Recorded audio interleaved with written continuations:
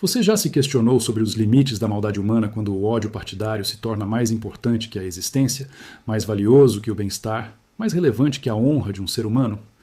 O que está prestes a descobrir não se trata de visão pessoal, não é dramatização exagerada, não é encenação de redes sociais, é um espelho cruel de como uma parcela da mídia nacional abandonou qualquer vestígio de compaixão.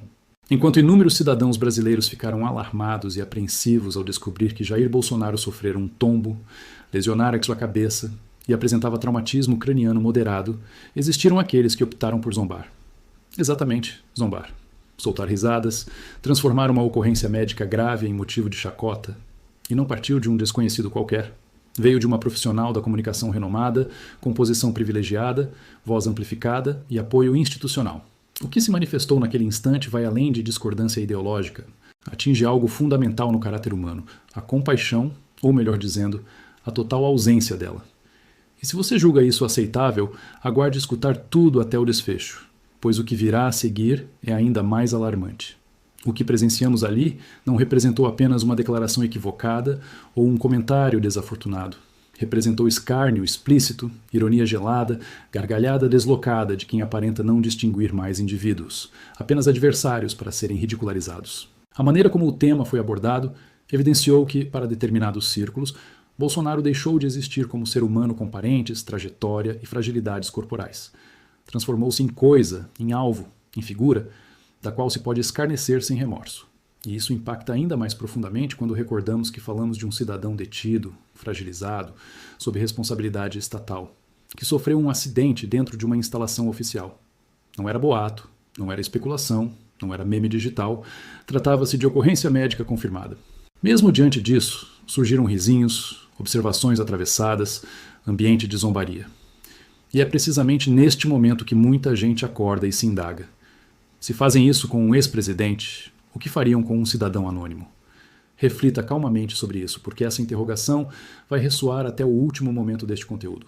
O mais revoltante é compreender que esse tipo de conduta não brota do acaso. É resultado de anos de tolerância, de aprovação interna, de uma bolha que se autovalida e normaliza o inadmissível.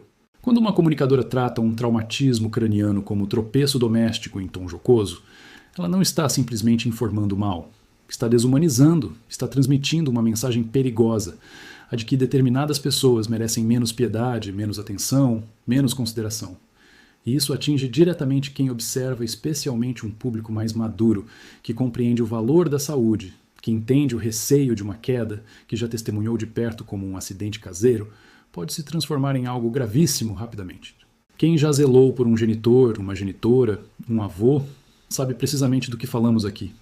Não se trata de política, é realidade concreta, é corpo, estrutura, sofrimento e apreensão, e enquanto esse escárnio acontecia perante as lentes, do outro lado havia familiares em estado de aflição, profissionais da saúde avaliando, advogados tentando atuar, parentes angustiados, sem compreender exatamente o que transcorria.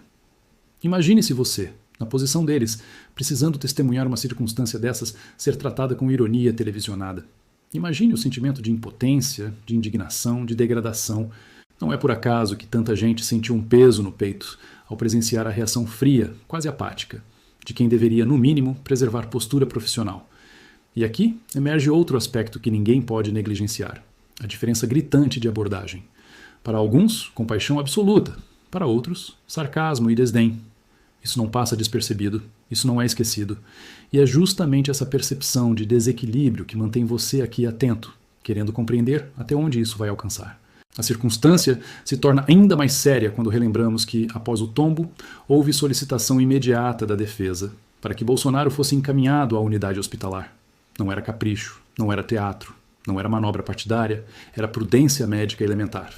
Qualquer indivíduo acima dos 65 anos compreende que uma pancada craniana não é trivialidade, especialmente quando há relatos de possível desorientação e dificuldade de relatar o ocorrido. Mesmo assim, a resposta inicial foi gélida, burocrática, distanciada, um laudo aqui, uma análise ali, enquanto o relógio avançava e a preocupação só crescia. Para quem já experimentou situações semelhantes, esse tipo de demora não representa apenas questão técnica, soa como descaso. E é justamente nesse momento que o contraste com o deboche midiático fica ainda mais desumano, quase como se existisse uma orquestração silenciosa entre indiferença institucional e sarcasmo televisivo. E não imagine que isso passou despercebido pela população. Ao contrário, muita gente começou a conectar os fatos, a enxergar um padrão, a sentir que existe algo profundamente incorreto nessa engrenagem. Quando a saúde de alguém se torna motivo de riso, algo se rompeu. Quando uma família precisa praticamente suplicar para que um direito elementar seja respeitado, algo se extraviou. O que se testemunhou foi uma cena que deixou cicatrizes. De um lado, a vulnerabilidade humana exposta. Do outro, um sistema que parece agir como se nada disso tivesse relevância. E é exatamente essa sensação de abandono, de injustiça e de revolta contida que faz milhares de brasileiros continuarem assistindo, disseminando e comentando, porque, no fundo, ninguém deseja ser o próximo a ser tratado assim. A declaração de Michele Bolsonaro escancarou aquilo que muitos já sentiam, mas talvez não conseguissem verbalizar. O desespero de uma companheira que desconhece quanto tempo o marido permaneceu inconsciente, que não possui respostas claras, que depende de uma autorização superior para algo tão básico quanto exames clínicos. Isso não é roteiro cinematográfico, não é exagero retórico, é a realidade nua e crua. Quando ela fala, é possível sentir o peso emocional, a angústia contida, a sensação de estar dialogando com um muro. E é impossível ouvir isso sem se perguntar: em que momento o Brasil chegou a esse ponto? Em que momento o direito à saúde virou concessão? Para o público que já viveu décadas de história política, ditaduras, transições e promessas não cumpridas, esse tipo de episódio soa como um alerta vermelho piscando sem parar. E enquanto isso, parcela da imprensa escolhe rir, escolhe minimizar, escolhe tratar tudo como uma nota de rodapé, como se fosse algo irrelevante. Essa escolha não é inocente. Ela molda percepções, anestesia consciências e tenta empurrar o público para a indiferença. Mas o efeito pode ser o contrário, porque quanto mais zombam, mais gente desperta. Quanto mais ironizam, mais revolta se acumula. O brasileiro mais maduro, que já testemunhou muita coisa nesta existência, percebe quando algo ultrapassa todos os limites. E é exatamente essa percepção, essa sensação de agora foi longe demais, que mantém a atenção presa, que faz a pessoa permanecer até o final esperando uma resposta, uma consequência, um desfecho. Porque ninguém aceita calado quando a dignidade humana é tratada como piada. O mais simbólico de tudo isso é o silêncio cúmplice que se forma ao redor dessas atitudes. Não há pedido de desculpas, não há retratação, não há constrangimento público. Pelo contrário, há proteção, há minimização, há justificativas tortas. E isso gera uma sensação perigosa de impunidade moral, como se certas pessoas pudessem tudo inclusive rir da dor alheia sem nunca serem questionadas. Para quem assiste de casa, principalmente quem já ultrapassou os 65 anos, isso soa como um sinal claro de decadência ética. Gente que cresceu ouvindo que respeito não se negocia, que saúde não se brinca, que a dor do outro merece silêncio e cuidado, agora vê tudo isso sendo jogado no lixo em rede nacional. E essa quebra de valores não passa batida. Ela incomoda, ela revolta, ela chama a atenção e prende o olhar de quem já não aceita mais ser tratado como tolo. E é exatamente aí que a indignação cresce. Porque não se trata apenas de Bolsonaro, goste-se dele ou não. Trata-se do precedente. Hoje é ele, amanhã pode ser qualquer um que não agrade ao sistema. A mensagem que fica é clara. Se você estiver do lado errado, até sua saúde pode virar motivo de piada. Isso mexe com algo profundo em quem assiste, especialmente em um público que valoriza a família, respeito e dignidade acima de disputas ideológicas. É esse medo silencioso, misturado com revolta e incredulidade, que faz a pessoa continuar ouvindo cada palavra, esperando entender onde isso vai parar, quem vai reagir, se alguém ainda vai ter coragem de dizer basta. Porque quando o deboche substitui a humanidade, algo muito sério está em jogo. Se você está chegando até aqui, é porque esse assunto também te incomoda e te revolta. Então eu te peço algo simples, mas muito importante. Deixe o seu like agora e se inscreva no canal. Isso ajuda o vídeo a chegar a mais brasileiros que pensam como você e que não aceitam esse tipo de deboche e desumanização. O like e a inscrição são a forma mais direta de mostrar que esse tipo de conteúdo precisa continuar sendo exposto. Aos poucos fica impossível ignorar o clima de inversão total de valores. Aquilo que deveria causar silêncio e respeito vira entretenimento para alguns. Aquilo que deveria gerar solidariedade vira munição política. E o mais chocante é perceber como isso vai sendo normalizado, como se fosse aceitável rir de um homem ferido, preso, sob custódia do Estado. Para quem já viveu bastante, isso soa como algo profundamente errado, quase um aviso de que a sociedade está perdendo o senso de limite. Não é sobre concordar ou discordar de Bolsonaro, é sobre reconhecer que existe uma linha que jamais deveria ser cruzada. quando essa linha é atravessada sem qualquer constrangimento, a sensação que fica é de que ninguém está realmente seguro. E esse pensamento não sai da cabeça de quem assiste, porque ele toca num medo real, humano, silencioso. E talvez seja exatamente por isso que tanta gente não consegue simplesmente desligar o vídeo ou mudar de assunto. Existe uma expectativa no ar, quase uma necessidade de saber se haverá alguma consequência, se alguém vai responder por isso, se ainda existe algum freio moral funcionando.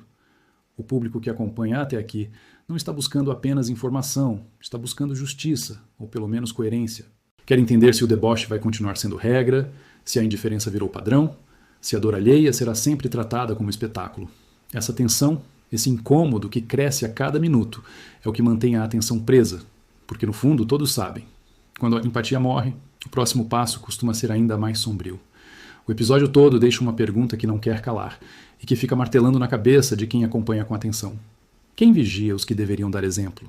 Quem impõe limites a quem tem microfone, poder e proteção? Porque quando ninguém é responsabilizado, o abuso se repete. Hoje é o riso fora de hora, amanhã pode ser algo ainda pior. E o público percebe isso com clareza, especialmente quem já viveu décadas suficientes para reconhecer padrões históricos. Já vimos esse filme antes. Começa com a desumanização do inimigo, passa pelo deboche público e termina com a banalização da injustiça. Não é teoria, é experiência acumulada. É por isso que tanta gente fica até aqui tentando entender se esse foi apenas mais um capítulo ou se estamos diante de um ponto de virada. No fim das contas, o que mais incomoda não é apenas o que foi dito ou a forma como foi dito, mas o que isso revela sobre o momento que o país vive. Um momento em que rir da dor do outro parece aceitável para alguns, desde que o alvo seja o lado errado. Para quem acredita em valores básicos, isso soa como um alerta urgente, um sinal de que algo precisa ser questionado, discutido, enfrentado. E é exatamente essa sensação de alerta que mantém o público atento, refletindo, comentando, compartilhando. Porque ninguém quer viver em um lugar onde a saúde de uma pessoa vira piada ao vivo. Ninguém quer envelhecer em um país onde a empatia é descartável. E essa inquietação não termina aqui. Ela continua ecoando muito depois que o vídeo acaba. Esse caso expôs algo que vai muito além de um episódio isolado de mau gosto. Ele escancarou a frieza de um sistema que parece ter perdido a capacidade de se indignar com o sofrimento humano. Para quem acompanha a política há décadas, fica claro que quando a imprensa abandona o papel de informar com responsabilidade e passa a agir como militância sem limites, o prejuízo é coletivo. Hoje, o alvo é Bolsonaro. Amanhã pode ser qualquer outro que desagrade. E é justamente essa percepção que prende a atenção até o fim, a sensação de que existe um risco real, concreto, de que o respeito básico esteja sendo corroído diante dos nossos olhos. Quem já viveu bastante sabe que quando isso acontece, as consequências não aparecem de uma hora para outra, mas chegam, e quase sempre chegam tarde demais para quem acreditou que era só uma piada. No final fica a reflexão que cada um precisa fazer em silêncio. Você acha normal rir de um traumatismo craniano? Você acha aceitável tratar a dor de uma família como ironia de estúdio? Independentemente de política, essa resposta revela muito sobre o tipo de país que estamos nos tornando, e é por isso que esse episódio não pode ser esquecido nem relativizado. Ele serve como um alerta duro, incômodo, mas necessário. Um aviso de que se a sociedade continuar passando pano para o deboche, para a indiferença e para a desumanização, amanhã não haverá ninguém para defender quando for a vez do cidadão comum. Pense nisso.